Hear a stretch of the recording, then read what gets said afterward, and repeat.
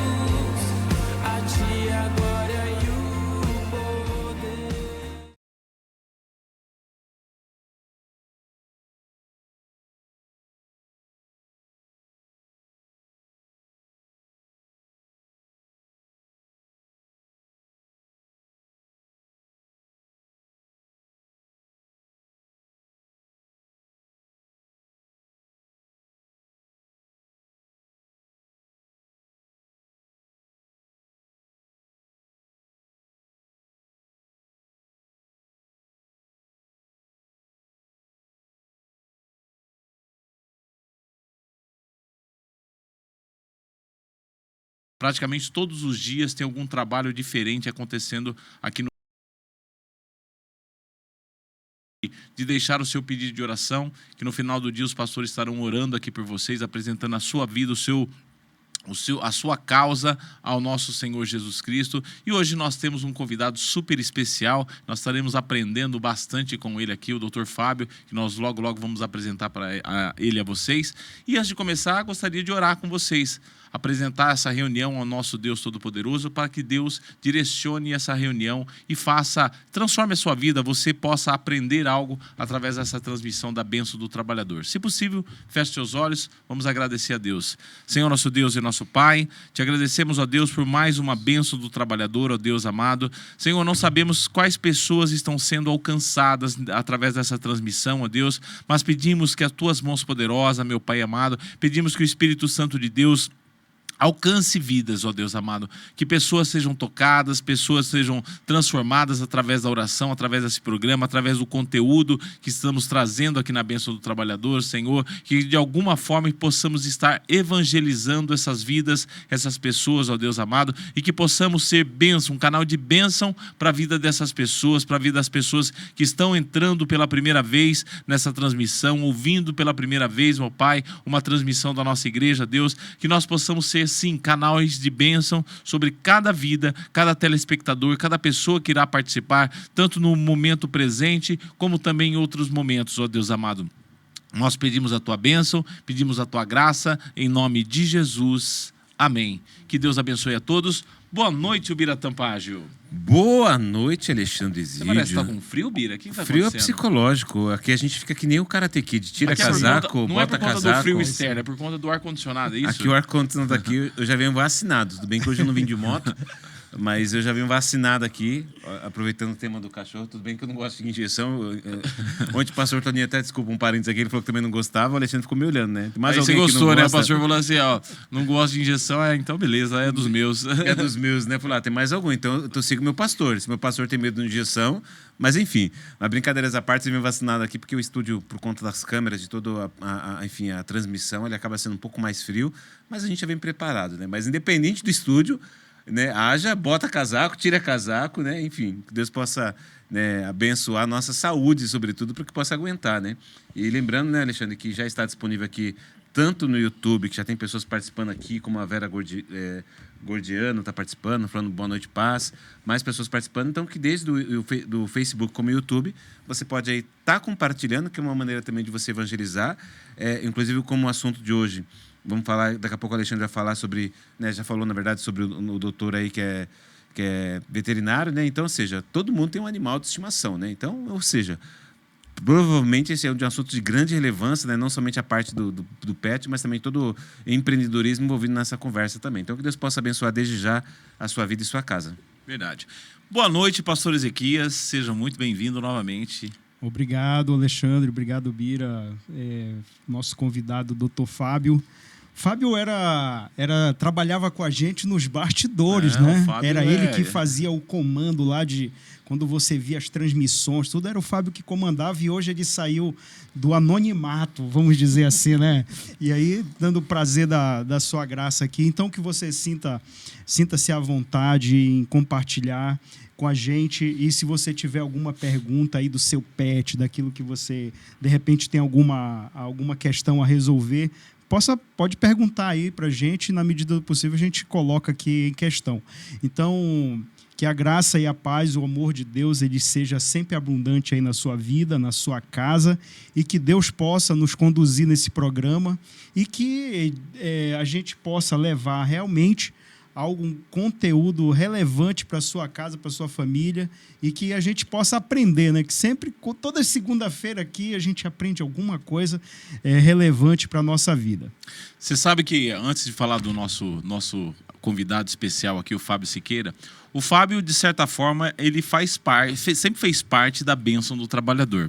Então, por muitos anos, o Fábio vinha às 7 horas da manhã, ele cuidava da transmissão, e a igreja é composta de voluntários. Mais de 90% das pessoas que trabalham na nossa igreja são voluntários. E, às vezes, as pessoas que estão nos bastidores, a gente não conhece quem é aquele profissional, quem é aquela pessoa. E hoje nós temos a grande oportunidade de conhecer um grande profissional da sua área, que é o Fábio Siqueira, né, que sempre trabalhou na Bênção do Trabalhador, ele sempre trabalha nos bastidores da igreja, e hoje nós temos a grande oportunidade de conhecer um pouco de quem é o Fábio, né, não como um pregador, né, o homem que sai dos bastidores, para falar um pouco da sua conversão, para falar um pouco da sua vida profissional, e certamente nós iremos aprender, assim como nos bastidores aqui a gente já estava aprendendo um pouco. Fábio Siqueira, seja muito bem-vindo à Bênção do Trabalhador. Muito obrigado por aceitar nosso convite. Certamente nós vamos sabatinar bastante para aprender com você nessa noite. Boa noite, Fábio. Boa noite, Alexandre. Boa noite a todos que estão, os ouvintes. Boa noite, o Biratã. Boa noite, pastor Ezequias. E que venha a ser muito engrandecedor a nossa conversa. Você sabe que, como a gente estava falando aqui no Brasil, a gente até puxou aqui no Brasil, tem cerca de 149 milhões de pets, que é cachorro, gato, peixe, animais de estimação. Ou seja, mais da metade da população se depender da Vera Gordiano, sabe quantos animais ela tem, quantos gatos ela tem que ela resgata? Ela está acima da média. 27 gatos. 27 gatos. Olha, vou falar pra você, viu, irmão? Ela ajuda a puxar a média. Coragem. Olha, é louvável, mas com muita coragem também. Coragem. E até investimento, porque imagina, alimentar e cuidar de 27 gatos. Verdade. Não deve ser brinquedo, não. Então, parabéns aí, irmã. Se eles, né, eu tenho certeza que a irmã cuida muito bem, e ainda mais numa ação social tão bacana. E ela falou assim que tá ansiosa aqui, que foi até providência de Deus esse assunto, que, né, com o veterinário, que para abençoar a vida dela também, mas que Deus abençoe. Fábio, mas antes de começar a entrar um pouco nesse lado profissional do Dr. Fábio, que tem uma clínica, tem funcionários, a gente gostaria de conhecer você, como você se converteu, como você conheceu a Jesus, qual foi a sua experiência com Deus? Tá, a minha conversão ocorreu em 2016, mas tem uma história até curiosa, que eu... em 96, 97, eu era baterista de uma banda de rock. Poxa vida. E chamava Glicose. E quando eu fui para a faculdade, eu falei, não, agora vou direcionar para a faculdade. E eu tinha um microfone Shure sem fio na época e acabei cruzando através do Marcelo de Charqueda, que era veterinário também, e era membro da Igreja Ipeúna. Eu acabei vendendo esse microfone para o pastor. Foi o primeiro microfone sem fio que o pastor conseguiu adquirir, naquele esquema dele. Quanto que você consegue parcelar para mim? Você nem conhecia a igreja, não tinha nada a ver. Não conhecia nada, mas como que você consegue fazer? Quanto você consegue parcelar para mim? Ele diz que compra tudo. Desde uma vez que for parcelado, dá para comprar. Desde que for... qualquer negócio. Aí... E com isso eu acabei indo frequentar 2 ou 3 vezes a igreja em Ipeúna, mas acabei não indo mais. Era só para ver se o microfone estava funcionando. Se estava funcionando, dar um suporte para ele com o microfone. E não foi mais. Aí fiz a universidade, acabei vindo morar em Piracicaba. Você estudou na Exalc? Não, estudei em Marília, na Universidade de Marília. Poxa. Então, viajei bastante estudando para Marília. Em meados de 2015, tive um problema particular sério, né? E depois em 2016, eu acabei conhecendo a minha esposa, e toda vez que ela morava em São Sebastião, eu aqui, então ela se deparava com algum problema. Ela foi criada, ela é filha de pastor, criada desde berço na igreja evangélica, e eu sempre fui católico. Conversando com ela, ela tinha problema, mas tá tudo bem, com Deus tá tudo bem. Transmitindo uma confiança ali que você falou, meu Deus, de onde que vem isso, né? Essa tranquilidade, né? Tava passando por um problema sério, problema de família, mas com Deus tá tudo bem. Eu confio em Deus, Ele sabe o meu caminho. E isso começou a me chamar a atenção. Foi uma coisa que eu falei, nossa, que diferente, né? A fé que ela tem é muito, e os problemas para ela pareciam ser muito pequenos. E a gente estava se conhecendo, não namorava ainda, nada. E um certo dia eu resolvi ir para a igreja evangélica vou tentar ir para uma igreja evangélica para ver. Então, e tem uma igreja na esquina da minha casa. Era só eu virar a rua, mas sempre veio a igreja sede. E a hora que eu lembrei, falei, não, hoje eu vou numa igreja evangélica, vou tentar novamente. Lembrava dessa aqui, da IEQ sede. E eu vim na igreja, a primeira coisa que me chamou muito a atenção foi a organização da igreja, o diaconato, recebendo todo mundo. A sincronia, né, dos trabalhos. Dos trabalhos. Aí começou o louvor, depois começou o culto. Eu falei, nossa, parece... Nesse período, praticamente 18 anos, eu nunca mais tinha visto o pastor Toninho, não tinha cruzado mais com ele. Eu falei, nossa, parece o pastor Toninho de Ipeúna. Que eu vendi o microfone? Eu vendi o microfone e... você nem não tinha... Foi aleatório. A sede com o pastor Toninho. Não sabia que era ele que estava aqui, que era... Aí, no final do culto, perguntei se pastor é o pastor Toninho, é um pastor que foi de Ipeúna, da igreja de Ipeúna. É o pastor Toninho, que foi da igreja de Peúna. Eu falei, nossa. E aí comecei a frequentar todo domingo, sentia o maior prazer em vir na igreja. De Charqueada. Não aqui? Não, já morava aqui. Já morava aqui. Mas às vezes eu estava na casa dos meus pais em Charqueada, que de domingo, às vezes eu ia para lá, mas vinha para pegar o culto, não tinha. E com isso foi cada vez mais conhecendo a palavra, aumentando minha fé. E eu sei que daí eu tinha um irmão já que era evangélico, esse irmão deu maior apoio, sabe? Eu falei, não, eu vou começar a frequentar lá a igreja. Logo já estava aí só um minuto, para quem não conhece, Charqueada fica quantos quilômetros de Piracicaba? Dá 30 quilômetros. 30 quilômetros, pertinho. Aí me batizei e comecei a ajudar na igreja. Começou trabalhando já, voluntário da igreja. O pastor falava assim, Fábio, tá precisando de alguém na mesa. Lá e o Fábio para mesa. Então ajudei o Joãozinho na mesa no começo. Fábio, tá precisando de alguém na multimídia. Vai para multimídia. Fábio, tá precisando de fotografia. E sempre nos bastidores. Então acaba conhecendo um pouco. E como eu fui músico, então conheci um pouco de algumas coisas, né? Acreditem, tem muita gente boa nos bastidores, né? Nós mesmos que trabalhamos bastante tempo com o Fábio, nem conhecíamos essa história dele de ser um profissional da música do passado, né? Então, a minha conversão acho que começou na venda daquele microfone. Eu falei, puta, olha como que pode a vida se cruzar. Tudo contribui assim, para o bem. Depois de tanto tempo e assim, daí o carinho que eu tenho pelo pastor, sabe... É uma coisa fantástica. Que bacana. Mas, Fábio, falando do lado profissional, né? Você é um empreendedor, né? E aí você já estava conversando aqui com a gente sobre essa dinâmica, que você foi para Londrina, teve uma experiência lá. E é interessante, você trabalhou num laboratório... Primeiro assim, o que despertou você a fazer veterinária. A fazer veterinária, né?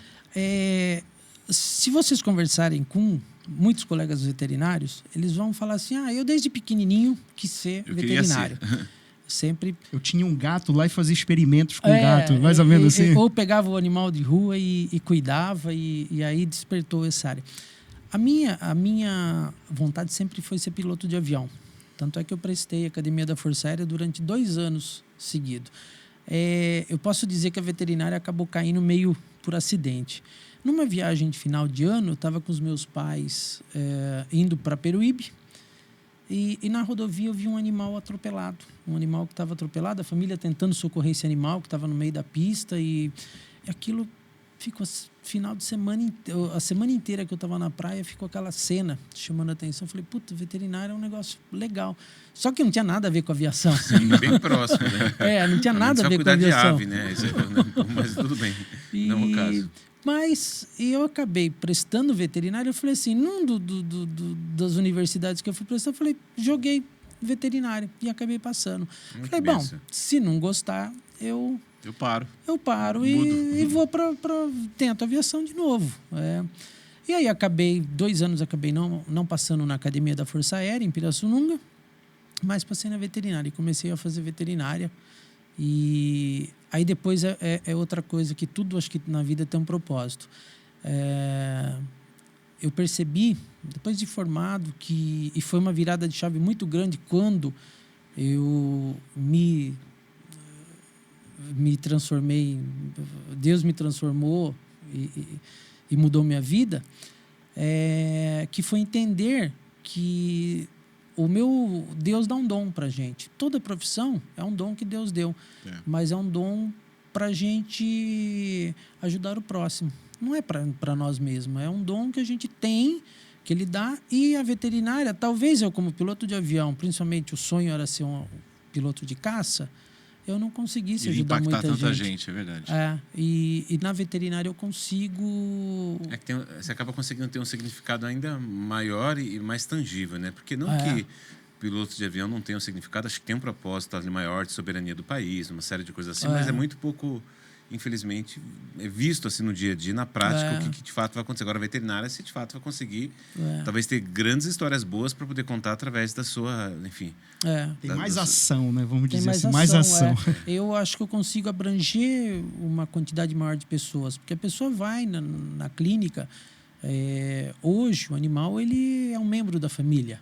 Então, hoje é considerado família multiespécie, não é mais só o ser humano, faz parte da família. E ali a gente não é só uma consulta do animal, a gente acaba conhecendo um pouco mais da pessoa, conhece um pouco mais do ser humano, isso gera uma empatia, então a gente se põe na posição daquela pessoa e acaba ajudando. Então, somos eu e o Felipe, que da clínica, dos 3 veterinários, 2 frequentamos aí a QSED. Então, assim, às vezes a gente, a hora que vê, tá fazendo mais consulta para a pessoa e falando de Deus para a pessoa do bacana. que... então Mas quando você, logo que você se formou, você falou assim, ó, eu já vou empreender, já vou abrir uma clínica. Como que foi esse processo pós-formação? Porque eu imagino até, dando um contexto para o Alexandre, que é uma dúvida que muitos profissionais têm, né? De um lado tem a CLT, de que de certa forma dá um conforto, tem toda a seguridade social ali que você tem através da CLT, e tem aquele passo, que uma coisa é você montar clínica, pagar aluguel, comprar instrumento, que envolve empreendedor não é tão investimento. simples, né?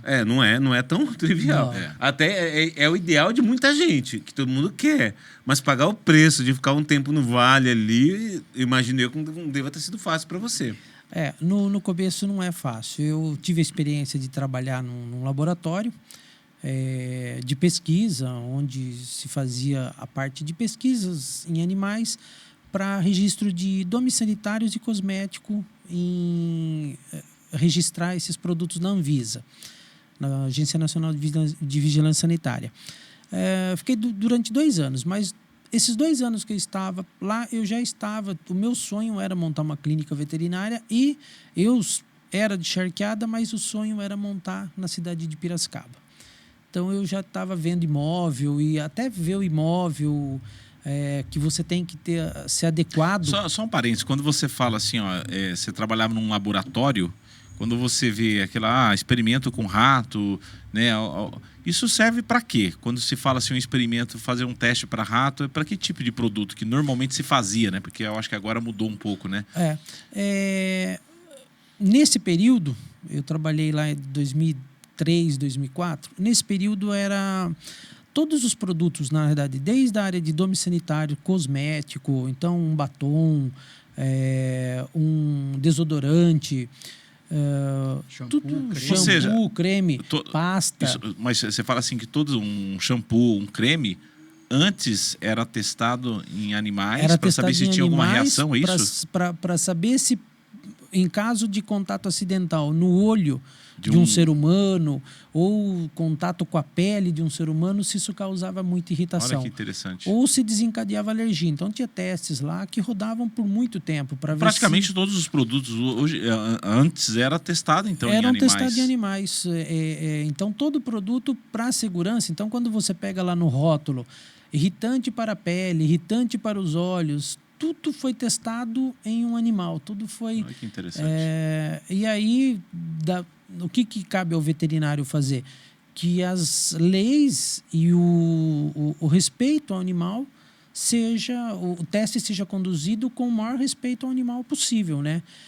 Já que era obrigado e era necessário fazer, então a nossa ética era cumprir isso da melhor forma possível para o animal. Hoje se faz em cultivo celular, então se usa muito pouco animal. Os protocolos nessa época já estavam mudando para cada vez estar usando menos animais possíveis nos testes e validar esses testes de forma... Mas a Europa sempre preocupou muito maior que o Brasil em relação a isso. Então, na Europa, aqui no Brasil, tinha protocolos que usavam 6 animais para testar. Poxa. Na Europa era 3 animais, tinha teste que era 1 animal somente. Então, que eles conseguiam. E depois eles acabaram fazendo uma tabela de classificação. Tinha, dependendo do componente químico, já dava como irritante, já dava como corrosivo. Já tinha feito diagnóstico, não precisava ficar... Não precisava ficar repetindo. Repetindo, né? Não se fazia mais repetição. E aí depois desse período aí teve aquela grande chance que você estava procurando imóvel, que você estava dizendo, a gente acabou interrompendo. Você estava procurando imóvel. Você voltou do Isso. laboratório e... Nesse período eu estava procurando já imóvel. Então... Já ia empreender, já. Não... Já. Mas você estava sozinho na jornada ou você estava tinha sozinho? parceiro? Não, estava sozinho. Então, nesse período, eu trabalhava a sábado, que eu tinha meu período livre, ligava para as imobiliárias, já ia ver imóvel. Então, foi durante uns 6 a 8 meses procurando imóvel, porque tinha que se adequar também de acordo com a vigilância sanitária da cidade. Não tinha muito recurso, então, meu pai até falou, olha, te ajudo, mas eu tenho tanto para investir, não tenho muita coisa. Então, no começo é difícil, não vou falar para vocês que é fácil. Aí você falava, nossa, aluguel é X. Aí, para você juntar aquele dinheiro para pagar aluguel, ia chegando a data de pagar aluguel, não era muito fácil. Mas a persistência do empreendedor, ela tem que ser um fator preponderante, não é? No sentido de... Porque, às vezes, tem muita gente que quer empreender, mas quando ela chega no primeiro obstáculo, acho que um dos primeiros obstáculos nem é tanto você conseguir o imóvel, os equipamentos. Mas e aí, quando você olha, está tudo montado, cadê o cliente? Não é? Então, dá um desespero, porque o primeiro mês já está vencendo. Né? A conta já virou o mês, já tá devendo o aluguel. Né? Então, que motivação, na real, você teve para poder absorver e realmente fazer com que a palavra resiliência fosse exercida nesse primeiro momento aí? Então, no primeiro ano foi difícil. Teve momentos que eu realmente falei, nossa, vou desistir. Vou voltar a ser empregado. Vou voltar a trabalhar em alguma área. Eu tinha um conhecimento também com aves, então vou na animal de produção, trabalhar com avicultura. Mas aí, ao mesmo tempo, eu falava, mas é o sonho. Eu sempre sonhei isso, sempre quis. Entrei na faculdade. Quando entrei na faculdade, eu falei... A maioria dos alunos da minha sala era tudo grandes animais de produção. Eu falei, não, eu queria pequenos animais, sempre sonhei com a clínica, idealizei a clínica. Durante a faculdade, às vezes, meu pai falava assim, olha, você vai fazer formatura? Não, pai. Com o dinheiro da formatura eu vou gastar num microscópio. Na hora que eu montar a clínica, eu já vou ter... Então, não vou fazer formatura. Me dá o microscópio aí, vamos parcelar o microscópio em vez de pagar a formatura. E... Aí você tem que ter uma resiliência mesmo, em toda área. No primeiro ano, eu pensei em desistir, posso dizer umas 2 ou 3 vezes. Teve gente que falou, não, saia, vai montar outra coisa, vai fazer outra coisa. Mas o que me motivava é porque alguns clientes que eu já estava conseguindo, eles indicavam outro. E quando eu recebi esse novo cliente por indicação, essa pessoa já ia com uma perspectiva muito boa. Porque ele... Fulano me indicou, né? Foi indicação e as pessoas aí gostavam, e o trabalho se desenvolve da melhor forma possível, você está com toda aquela energia, né? Então, foi uma coisa que foi cada vez mais cativando e o que eu comecei a perceber... Eu, às vezes, chegava a fazer 8.000 panfletos. Eu cheguei a distribuir, final de semana, pegar o bairro ali perto do fórum, que a clínica fica no bairro São Judas, e eu saí distribuindo de casa em casa. Olha que interessante, né? Porque, às vezes, a pessoa até se depara. Porque, assim, a pessoa se forma, né, Alexandre, Ezequias, né? Vamos supor um advogado, mesmo um veterinário, e falar, estou na qualidade agora de formado. Então, ou seja, abre uma clínica lá, um escritório, e os clientes têm que chegar e comentar.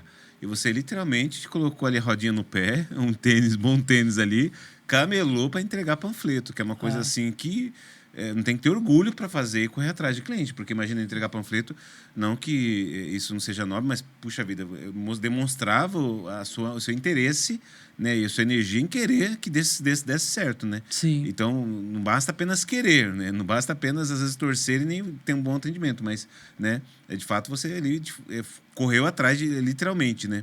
E até mandando um abraço aqui para quem está participando de forma online, a Vera Gordiano, inclusive, ela falou que é lá de Aras. Não sei se você conhece Aras, Alexandre. Se eu não me engano, fica depois de Santa Bárbara do Oeste, um pouco antes de Ourinhos, Aras. Isso. Fica naquela região ali. Santa Bárbara do Oeste? Santa Bárbara do Oeste, não. Águas de Santa Bárbara, perdão. Tá. Águas de Santa Bárbara. Ali na Castelo Branco, mandar um abraço para ela. A ouvi Darlete falar Bozão Penteado também, que está participando aqui. Então, que Deus possa abençoar grandemente a sua vida.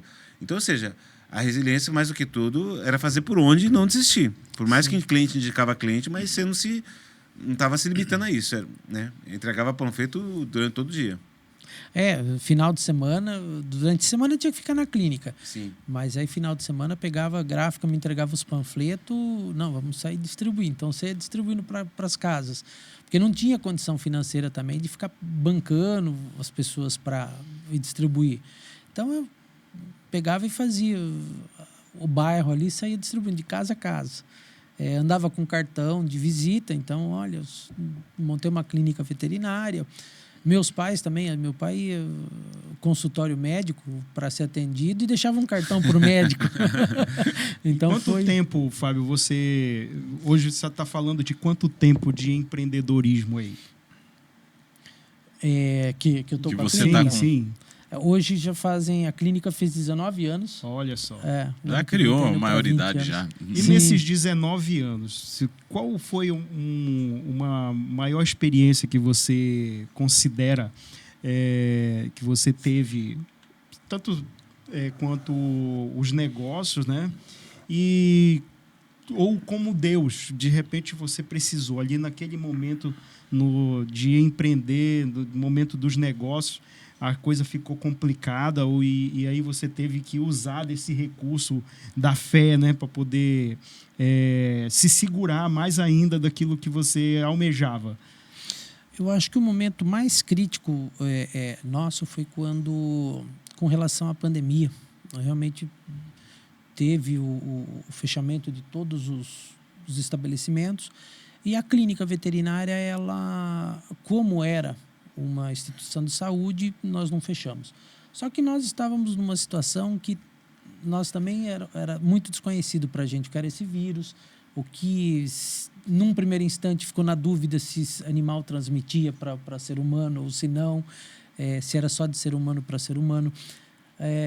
Nós tínhamos uma dívida alta, assim, então o custo da clínica com funcionário era um custo alto. A gente falou, nossa, como nós vamos fazer? Então, a primeira instância, a primeira dificuldade foi isso, onde nós tivemos que ter muita fé. Primeira coisa, falamos, olha, os funcionários vão ficar em casa, nós, veterinários, vamos para a linha de frente. Nós vamos se arriscar e vamos tentar trabalhar e ver como vai. Na primeira semana, sumiu, não tinha cliente nenhum, desapareceu. Na segunda semana, o pessoal já começou a entrar em contato e...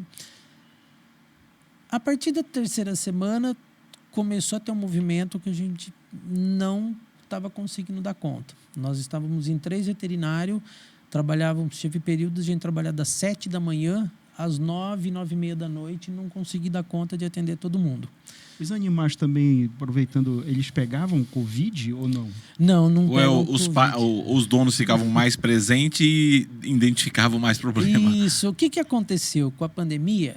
As pessoas ficaram em casa. Porque os animais pegam vírus, né, também? Pegam, eles têm vírus, têm bactéria, como o ser humano. E o gato, inclusive, tem um coronavírus que é muito parecido com o corona que causa... Tipo HN, né? HN é um vírus que tem nas aves, né? Nas aves. Aí o gato ele tem um coronavírus, só que para ele causa uma doença que é a peritonite infecciosa felina. O gato tem uma doença que é muito semelhante à AIDS humana, que é bem característica com a AIDS. É contaminável também? É contaminável de um animal, de um gato para outro. Mas para o ser humano? Não, para o ser humano, não. É deles. Tem doenças que são as zoonoses. É H5N, né? H5N. Só para corrigir. Então, nós temos algumas doenças que são as zoonoses, que elas podem ser passíveis de transmitir do animal para o ser humano e do ser humano para o animal. Então, você fica aquela contaminação. Mas, no começo, não se sabia com relação ao Covid se era ou não. Mas, assim, Deus foi abençoando de uma tal forma que as pessoas acabaram ficando em casa. Ficando em casa, o que elas fizeram? Vamos pegar um animalzinho. Vamos comprar ou vamos adotar um animalzinho. Foi o ano que nós mais fizemos vacina. No período que a clínica existe, foi o ano do primeiro ano da pandemia. Não vencia comprar vacina. Agora, doutor, pedia vacina, as vacinas acabavam. Pedia vacina, a vacina acabava. Falei, então esse foi o exercício de fé que vocês tiveram enfrentaram na pele, né? Doutor Fábio, assim, a gente sabe que a idade média não sei do gato, mas é 10 a 15 anos também, que nem o cachorro, ou o gato vive menos? Mais ou menos na faixa de 15 anos. Então, ou seja, é claro que quando você pega numa vida e como o pet acaba sendo um membro da família, eu imagino que durante a vida de todo ser humano que tem pet, ele vai passar pela perda do próprio pet. Sim. E é claro que, por mais que o veterinário, por melhor que ele seja, tem algo que é inevitável. Como que é para você? Chega a ser psicólogo para poder preparar a pessoa para a partida? Porque eu sei que não deva ser fácil, né? Tanto para o tutor, né? Para o dono do animal, como para vocês também, para tentar, assim, fazer o seu diagnóstico. Dar um diagnóstico e falar, puxa vida, vamos tentar da melhor maneira possível para que o próprio animal tenha, porque é o ciclo da vida, né? Imagina, a Vera Lúcia comentou, tadinha da Vera, ela tem 27 gatos, né? A tendência natural que ela participe ali, né? Que é uma tendência natural até para a idade média que os gatos possuem, né? Como que é esse momento de perda, né? Para o lado, né, que você enxerga do lado do tutor e para o lado de vocês também, de preparar, né? Porque, querendo ou não, você é a primeira pessoa que se depara, muitas vezes, com esse tipo de situação, né? Esse é um momento que o veterinário se depara e que nós não aprendemos na faculdade. Realmente, a gente não tem nenhuma matéria específica para isso. É a experiência. É a experiência. A gente tem que exercitar muito a empatia, se colocar muito... E, às vezes, até ter passado por uma perda. Assim, eu perdi um gato meu uma vez, que aquilo me fez refletir muito com relação a como me comportar diante da situação de indicar uma eutanásia, porque é uma coisa empírica, né? Olha, como você vai abordar? Cada pessoa tem uma forma, tem pessoas que não aceitam, falam, olha, tem pessoas que não aceitam a transfusão de sangue no animal. Tem pessoas que não aceitam, não, se eu fizer eutanásia, eu não vou me... Vai se culpar. Eu vou me culpar o resto da vida. E tem gente que às vezes, não, olha, realmente precisa fazer eutanásia. E aí ela faz, depois vem aquele sentimento de culpa, pô, não deveria ter feito. Então, é um momento que tem que ser trabalhado muito com o tutor. Nós indicamos a eutanásia, tem alguns momentos ou algumas doenças.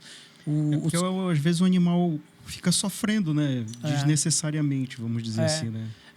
A gente vê o cão e o gato, eles têm uma propensão 7 vezes maior, em média, de desenvolver câncer. Poxa. Então, hoje nós nos deparamos muito ser humano tendo câncer. Imagina eles 7 vezes mais. 7 vezes mais. E eles têm os mesmos tipos de câncer que o ser humano. Então, assim, às vezes cabe uma químio, às vezes, olha, não, agora vamos dar um conforto. E às vezes tem aquele momento que a gente tem que definir, olha, agora chegou o final. Realmente não dá para deixar mais sofrendo. Mas é um momento que a gente tem que conversar muito, a gente tem que ser muito companheiro daquele... Desculpa, Bira, eu tinha um vizinho comercial lá em Campinas e ele adotou um cachorro que ele pegou na rua e o cachorro estava com câncer, cara.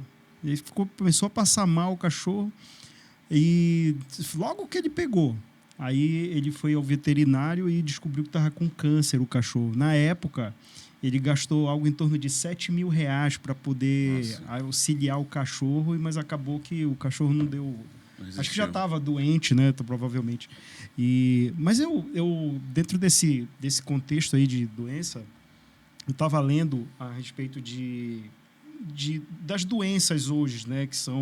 Mais comuns, você fala? Mais comuns que a respeito que eu estava lendo a respeito do exame de colonoscopia. Só para não perder o raciocínio dessa etapa final, só para poder concluir, depois você volta nessa pergunta, que eu penso que é muito interessante também. Tem algum método, por exemplo, para você que de repente está chegando com o seu pet, 13, 14 anos, que de repente, a princípio ele tem, mas pelo menos assim de forma, que tem gente que às vezes adota um novo pet, para não perder, já ter outro ali no lugar para poder ter. a sua experiência, só para poder não perder esse raciocínio desse final, que pode ser até muito interessante, que muita gente passa por essa situação. Na sua experiência que você teve, tem alguma indicação para esse tipo de situação? Para a pessoa que está ali, está vendo que o pet já está ficando velhinho, para ele poder fazer da melhor maneira possível? É claro, nos casos prevenção, mais... você fala? Eu não digo nem prevenção, mas de uma maneira dela se preparar emocionalmente. Para poder ela passar por essa fase, né? Vai muito do indivíduo, né? Por exemplo, uma pessoa que já vive sozinha, às vezes ela tem o único companheiro é um animalzinho de estimação. Então a gente, quando percebe que esse animal já está chegando, a gente já vai, olha, pega um novo animalzinho, vai trazer até uma companheirismo para o outro animal, né? Para o outro animal, vai causar um rejuvenescimento desse animal, porque o animal ele vai ficando mais velhinho, ele vai ficando mais quietinho, vai ficando mais tranquilo, já não quer mais saber de brincar. E um filhote, ele vem e... Ele agita, né? E muda tudo. Mesmo que o outro só queira saber de dormir, ele vai começar a inverter um pouco. Você sabe que isso é interessante? Que eu já vi várias... Eu tenho duas cachorras, né?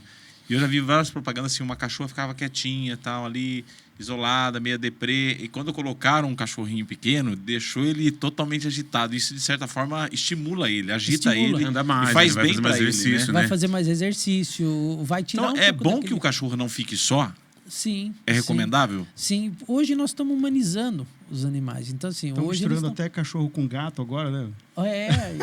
Então, assim, nós estamos humanizando. E eles, hoje, uma das coisas que tem na área pet, tem ocorrido muito sucesso, é os daycare, que são as creches.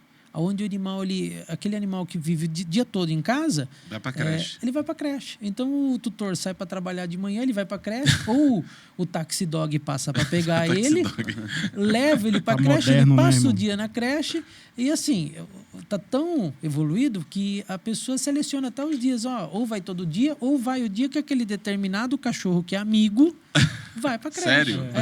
Tem isso. Ele então, se sente bem tendo um amigo, reconhece o amigo. Psicologia animal, né? Psicologia animal. Eles, então, assim, eles têm aqueles que eles interagem, tem aqueles que eles nem ligam. Se tiver, eles não ligam ou brigam, e tem aqueles que eles acabam interagindo. Verdade. Então, Mas, doutor Fábio, voltando à pergunta, era o seguinte, e eu li a respeito sobre um exame que chama colonoscopia, né? Que é feito nos humanos, eu não sei se tem no animal. E o médico estava falando que há 40 anos atrás a incidência desse exame era muito menor, né? Então ele diz que com a mudança de alimentação, com produtos mais industrializados, e aí tem uma provocação maior e a incidência de câncer, por exemplo, de intestino nos Estados Unidos é uma coisa que aumentou absurdamente. No caso do animal, ele tem também esse tipo... Porque eu vejo que tem as mesmas doenças que tem nos humanos, tem também nos animais, né? Você acha que essa mudança também... Porque quando era... A gente sempre teve cachorro em casa, né? E a gente fazia a comida que a gente comia, te dava para o cachorro, né? Mesmo porque não tinha ração, não existia esse negócio de ração para cachorro. Né? Então a gente comia e o cachorro comia a mesma coisa. E a gente vê hoje que o mercado pet é uma coisa que fatura bilhões de dólares, né? De reais e dólares. Então, existe essa mutação de alimento, esse alimento mais industrializado é prejudicial para o animal? O que você fala a respeito disso? Hoje, muitos tutores chegam na clínica e falam: nossa, Fábio, mas o cachorro antigamente só comia ração, só comia comida. E não passava mal. Não passava mal, não tinha doença, não tinha tanto câncer. Mas nós não fazíamos tanto diagnóstico também. Então, hoje, quando eu me formei e fui trabalhar, que eu montei a clínica, para você conseguir fazer um hemograma num animalzinho, o tutor falou: não vou fazer porque eu não tenho dinheiro. Era muito... restrito. Então, eles não faziam. Hoje, você fala, olha, precisa fazer uma tomografia, uma ressonância, que custa R$1.000, R$1.200, R$1.500, a pessoa vai amanhã para fazer. E tem um monte de exames para se fazer um exame desse, porque precisa de uma anestesia, então precisa de fazer um eletro, precisa de fazer hemograma, bioquímico, que seria função renal, hepática e outros exames, a pessoa vai e faz e não reluta a ter esse custo com o animalzinho. Então, hoje, nós estamos fazendo muito mais diagnóstico. Então, nós estamos descobrindo muitas doenças muito mais precoces e fazendo muito mais diagnóstico. Mas hoje, a quantidade de exame, praticamente todo animal, se você não chegou na clínica, se você não pedir um exame, o tutor pede. Ele fala, eu queria que fizesse um exame. Então, já tem... Mas tem plano de saúde também, né? Tem animal, plano de saúde também para animal. Então, está cada vez mais... Aí o tutor diz assim, o plano de saúde cobre? Mas eles não relutam mais em fazer. Hoje, se você chegar e falar, olha, preciso fazer um exame de sangue, vamos fazer um ultrassom? Vamos. Então, ele não tem mais essa preocupação. A ração, a gente falando um pouco a respeito da ração e da comida, a ração ela é balanceada. Então, a gente tem lá componentes que são proteína, extrato etéreo, que seria a gordura, nível de carboidrato e fibra. São os princípios básicos. E a ração ela é elaborada em cima disso. Hoje, nós temos também nutricionistas e nutrólogos elaborando comida para cães. Então, comida de verdade, comida humana. Então, você acha hoje, é bem comum você ir hoje em alguns lugares e falar, eu prefiro dar comida. Já vem a comida pronta. Eu conheci um pessoal em São Paulo que eles tinham comida congelada para cães. Isso. Então, bem comum. Mas de forma balanceada. Fábio, eu posso fazer na minha casa lá? A recomendação é que passe por um nutrólogo, nutricionista, principalmente quando o animalzinho vai ficando mais velho. O animalzinho um pouquinho mais idoso, o gato tem uma curiosidade, ele nasce com um número muito pequeno de néfrons, que são as células funcionais do rim. Ele nasce com um número muito menor com relação ao cachorro, com relação ao ser humano. Então, hoje, eles vivendo mais, o que vai acontecendo? Essas células, ao longo da vida, vão morrendo. No final da vida deles vai faltar essa célula funcional. Então, a incidência de problema renal é maior no gato. É maior no gato. Então, o gato, no final da vida dele, se ele comer uma ração muito rica em proteína ou muito desbalanceada, vai chegar no final da vida dele e não vai ter mais função no rim. Ele vai morrer com insuficiência renal. E uma vez eu tive uma curiosidade, né? Um caso aí, que o tutor era um insuficiente renal e o animalzinho dele desenvolveu insuficiência renal. Ele fazia hemodiálise e tudo. Aí, como você abordar isso para o ser humano? Falar, olha, esse animal... Só vivia ele e o cachorrinho, um cachorrinho já de 15 anos.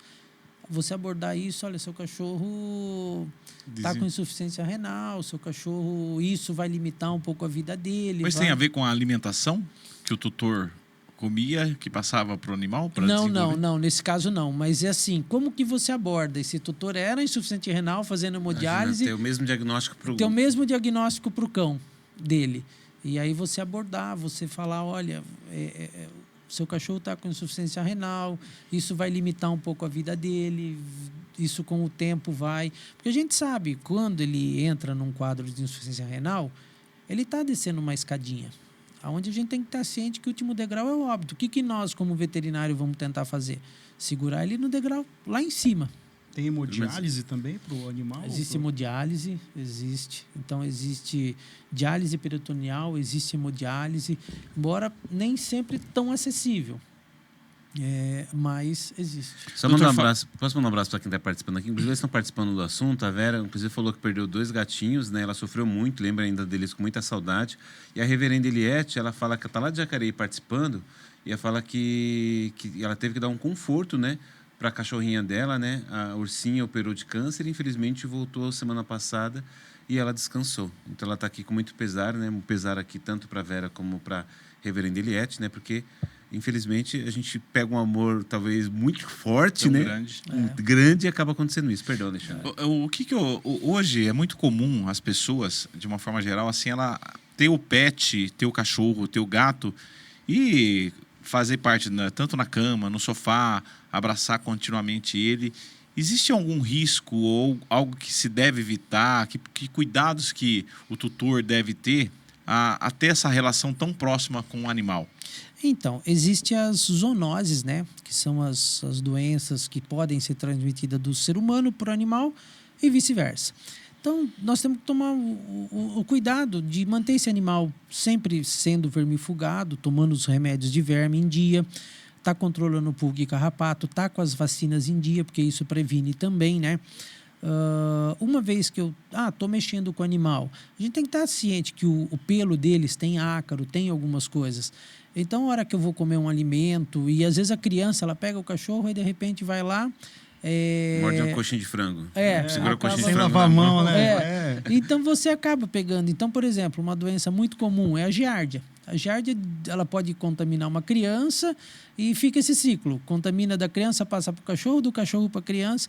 Então, tem algum tipo de cuidado. Mas o animal pode conviver muito próximo do ser humano hoje, com os cuidados que ou seja, a vacinação, deixar em dia é super importante. Controle de pulgas e carrapato, eles podem estar tendo contato em cima da cama. O controle de pulgas e carrapato é um período periódico? Como que funciona para o leigo No entender? clima do Brasil, nós temos um clima tropical. A recomendação é que se faça ao longo do ano todo, porque elas, ao longo do ano todo, é a prevalência deles. E tem algumas doenças, alguns carrapatos que podem transmitir doença do cachorro para o ser humano. Então... Tipo estrela. O carrapato estrela... O cachorro é hospedeiro dele ou não? Ele pode ser hospedeiro. Então, ele pode... O estrela é mais comum do cavalo e da capivara. Mas, como um hospedeiro errático, o cachorro pode ter também e pode transmitir para o ser humano. Não, pode concluir. Eu ia perguntar o seguinte, né? Que às vezes a pessoa, assim... eu sei que tem várias raças de cachorro e são várias características, né? Tem uns até que agem como humano. É impressionante, né? Você vê, principalmente agora... A inteligência, né? A inteligência, ele escolhendo um potinho para ver qual que... Dá para falar já. Quase para falar. Falta falar, literalmente, ali, quando pede alguma coisa. Mas, assim, você tem... por exemplo, você perguntar para você, qual que é o cachorro mais dócil? Ou qual que você colocaria? Eu perguntaria o mais dócil, o mais inteligente, o mais seguro... E o mais traiçoeiro, né? E o mais traiçoeiro ou o mais bagunceiro? Não sei se você consegue trazer aqui essas respostas. Eles têm... é lógico que é individual também. Como ser humano, cada um tem seu comportamento, né? Mas, por exemplo, inteligente, nós temos o Border Collie, o Golden, o Labrador, que são raças extremamente inteligentes. E como nós conseguimos mensurar isso? É pela quantidade de repetição que nós precisamos fazer para identificar. Então, por exemplo, um animal, eu vou dar um petisco e quero que ele dê a pata. Quanto mais repetição eu precisar fazer para ele aprender, o nível de QI dele é mais baixo. E quanto menos, então assim, tem... Ele pegou rápido ali. Pegou rápido, então tem Border Collie, tem Labrador, que às vezes com 2 vezes você fez aquilo e já compreende e já te corresponde. Aí nós temos... e cada raça tem um comportamento. Então, por exemplo, o ser humano, eu quero conviver com um cachorro, mas não quero um que lata muito. Então, hoje em dia, o que está muito na moda, que o pessoal gosta muito?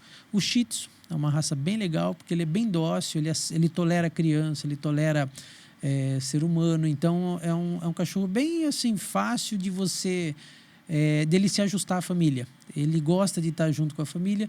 E a hora que a família está fora? Ele fica numa boa em casa, não tem muito problema. Eu quero um cachorro que faça mais a parte, assim, seja mais um filhão, assim, o Bulldog, ele aceita tudo, assim, sabe? Você pode colocar roupinha que ele gosta, você pode colocar... Ele aceita tudo. Então, e eu tenho uma Bulldog, eu posso... E tem um que é mais bagunceiro, que você fala, olha, esse aí a pessoa tem que ter paciência, que você é arteiro. Poodle. Tem. O Poodle é muito inteligente, mas ele tem essa característica também. Agora, o Labrador é uma raça que, assim, o Beagle é uma raça que é muito bagunceira. Então, a pessoa assim, Fábio, mas destrói tudo. Quando vai parar isso? Então, adquirir um filhote. Quando vai parar isso? Tá destruindo tudo em casa. O Beagle é um cachorro que é para caça, né? Caça. Então, eles têm... demanda de muita energia. Aí você pega um Beagle, por exemplo, ou tem um Labrador num espaço pequeno. Quando que o cachorro geralmente diminui a bagunça dele? Com 8 meses, 1 ano. Aí o Beagle, 7 anos ele tá fazendo bagunça. Eu já vi Beagle com 11 anos, destruindo a casa. A pessoa fala, viu, ele nunca vai ficar adulto? Vai. Só quando ele fica bem idoso que ele não consegue fazer mais nada. Puxa. Eu tinha um cachorro, uma vez a gente adotou um cachorro em casa. E a mulher disse assim, não, ele é pequenininho, a mãe dele é pequena, o pai dele, nossa. Aí o cachorro foi crescendo, meu amigo, crescendo, virou um leão. Saiu destruindo tudo, o carro. E aí ele já estava... eu viajava muito nessa época. E até a parede, ele já estava... Meu amigo, quando amanheceu, o cachorro está sentado aqui no sofá, assistindo televisão. Né? E aí eu digo, a gente tem que dar um jeito no cachorro, porque vocês não andam com o cachorro. Não passeia com o cachorro, fica o estresse, né? Porque, para mim, o cachorro ele tem que estar livre. Tem que estar livre. Aí ele vai para lá, vai para cá. Não precisa estar, né, preso, né? E aí o cachorro ficava estressado, era estresse aquilo, né? E aí eu tive que arrumar uma pessoa para poder pegar o cachorro. Aí, olha só, eu abri o portão, ele saía para uma obra, o cachorro. Aí o pedreiro ficava lá, aí eu digo, eu já tenho acho que alguém para pegar o cachorro. E aí, quando o camarada ficava lá, o cachorro não queria sair de lá. E aí, até que um dia eu conversei com ele, rapaz, você não quer pegar o cachorro? Eu vi que ele gosta de você e tudo. Não, eu quero, o senhor está de brincadeira, o senhor vai dar esse cachorro? Eu tenho que dar, porque eu expliquei para ele a situação. Eu disse, olha, eu vou mudar para uma chácara e aí eu pego esse cachorro. Aí aconteceu. Né? E a gente ficou... Depois a gente foi lá ver se realmente o cachorro estava... Nossa, feliz demais! Então a gente que tem que... refletir também um pouco, né? Porque às vezes as pessoas pegam um animal... Querem um animal, mas não conseguem e não cuidar, cuidam, né? Do animal da maneira que deve ser cuidado, né? Não gastar dinheiro, assim, a roupa. Porque uma grande preocupação que tem é quando você pega Rottweiler, né? Esses animais são agressivos. Pitbull. O que faz ele ser... É um maltrato do tutor? Ou realmente ele tem esse instinto... Uma predominância, né? Que ele gera essa mudança de estado emocional, sei lá, do cachorro? Geralmente está associado assim, tem vários fatores, mas o fator raça é um fator. Então, aquela raça tem aptidão para determinadas situações. Aí o tratamento que esse animal recebeu, então assim, nós vamos pegar um exemplo aí que é o que mais sai na mídia, que é o Pitbull. O Pitbull ele é uma arma em potencial, porque ele tem uma força na mandíbula muito grande, tá? Consegue pegar o braço de um ser humano e destruir. 3 toneladas, né? Eles chegam, fala que em torno de 1,5 toneladas, pelo menos 2 toneladas, eles conseguem imprimir. O masseter dele, que é o músculo mastigador da boca, consegue imprimir 2 toneladas de pressão. Então, é uma coisa considerável. Mas aí você pega esse animal, ele é extremamente territorialista. Um animal que ele gosta daquele território, ele manda no território dele, e é um animal que, geralmente, ele guarda aquele território. Aí acontece de você chegar à noite na sua casa, às vezes gritando, ou às vezes não fala nada e entra de uma vez, de sopetão. O que é aquele... Pode ser o próprio dono, alguém da casa? Às vezes é o próprio dono. Ele entra assim, naquele ambiente, sem falar nada, de repente, o que o cachorro vai fazer? O cachorro vai atacar. Proteger. Não vai proteger, ele vai atacar. E primeiro ele ataca, depois ele vê o que aconteceu. Então é instinto, né? Por outro lado, você tem pitbull que são extremamente dóceis, que você fala assim, nossa, convive com uma criança, convive com um gato, convive... Mas isso foi o que aconteceu?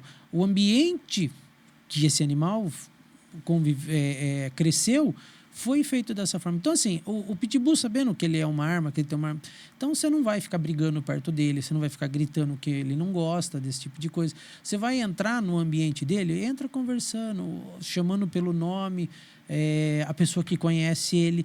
Então, se você tiver alguns tipos de conduta, você minimiza esse tipo de problema. Mas assim, imagina um pitbull que ele gosta de ficar perto do ser humano, mas ele fica só lá no fundo da casa. Ninguém tem contato com ele. De repente, ele vê 2 pessoas brigando. O que ele vai fazer? Às vezes ele vai vir para tentar defender uma pessoa que ele goste mais, e ele vai acabar atacando uma pessoa. Ou até as 2 pessoas, né? Nós temos que ter o discernimento que todo cão, todo gato, eles não têm consciência que nós somos seres humanos, eles são cães. ou gato. Todo mundo que vive naquele ambiente familiar é como se fosse uma matilha ou se fosse um gatil. E tem uma hierarquia que se segue lá. Então, assim, às vezes a gente interpreta, só um exemplo aí, a gente interpreta, se o cachorro estiver no meu colo, ninguém chega perto, porque o cachorro tem ciúmes de mim. Na realidade, não é ciúmes que o cachorro tem. Existe uma hierarquia e o cachorro ele protege, tá?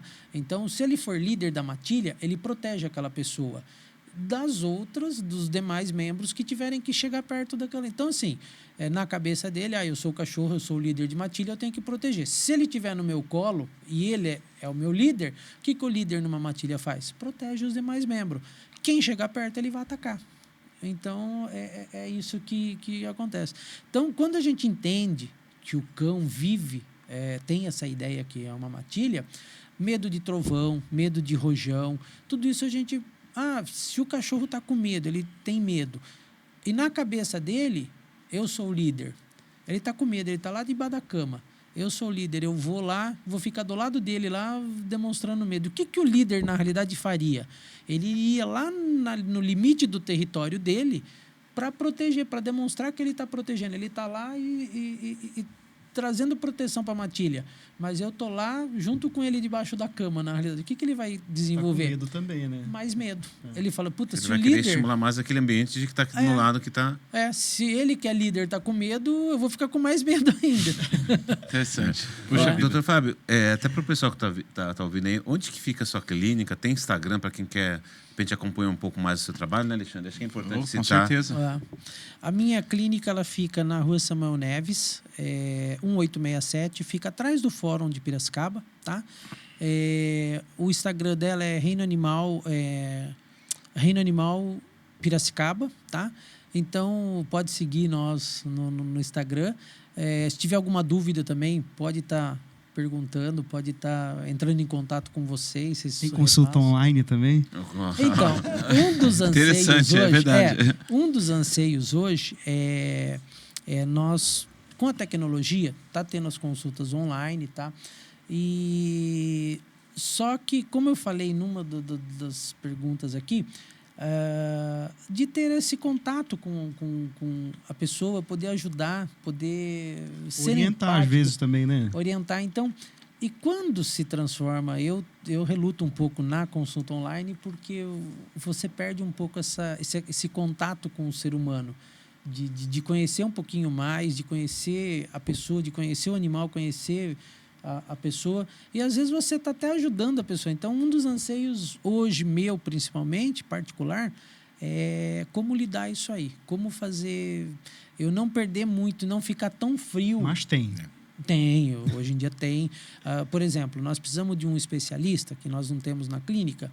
Olha, nós vamos fazer uma consulta online, então vamos contratar o serviço de uma pessoa que está lá em São Paulo. Ela vai fazer a consulta, eu vou fazer avaliar todos os parâmetros aqui e vou estar passando para ela. Enquanto isso, ela vai estar fazendo o diagnóstico e vai me direcionar de como conduzir o caso aqui. Então, hoje está cada vez mais evidente. Inclusive os exames também. Os exames hoje, você faz o exame aqui e quem lauda não é mais aqui. É uma central de 2 ou 3 profissionais que faz aquele laudo do raio-x e te manda. Você tem o raio-x digital, então você não tem mais a chapa. Tá. Então está cada vez mais online isso aí. E a tendência vai ser cada vez mais você... não precisa ter o profissional aqui. Nós vamos estar fazendo, às vezes, a função dele aqui, mas ele que vai estar orientando o profissional, que às vezes é clínico geral, a determinada especialidade. Olha que bacana, né? A gente aprendeu um pouco do mundo, esse mundo pet, né? Que é muito mais abrangente do que nós imaginávamos, né? Então, de certa forma, pode estar despertando o interesse pelas pessoas se aprofundarem mais no assunto, né? E conhecer até mesmo a clínica do Dr. Fábio, né? E outra, ter mais cuidado com os animais, né? Porque essa quantidade de animais, então a gente não conhece, às vezes, o animal que está ao nosso lado, né? Bem, como o senhor bem falou aqui, às vezes a gente acha que o animal está protegendo o dono, não, mas é o instinto dele, então a gente tem que, quanto mais conhecimento a gente tem, a gente vai saber lidar melhor com esses animais, né, Bira? Quer mandar mais um alô para alguém, Bira?